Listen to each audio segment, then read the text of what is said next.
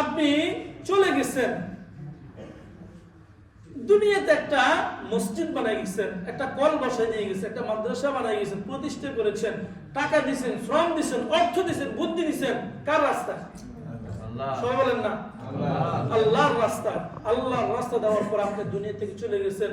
কিয়ামত পর্যন্ত যতদিন এই মাদ্রাসায় ছাত্ররা পড়ালেখা করবে, আল্লাহ রাব্বুল আলামিন আপনার আমলনামায় নেকি দিতে থাকবেন, দিতে থাকবেন। সুবহানাল্লাহ। এটাই হলো সদকা জারিয়া, আপনার কবরে দিতে থাকবে।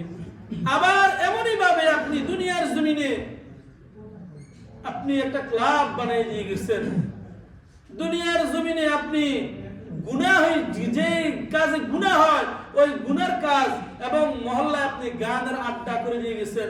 আপনি দুনিয়া থেকে চলে গেছেন, আপনার আমলনামায় ওই গুনাহ যাইতেই থাকবে, যাইতেই থাকবে।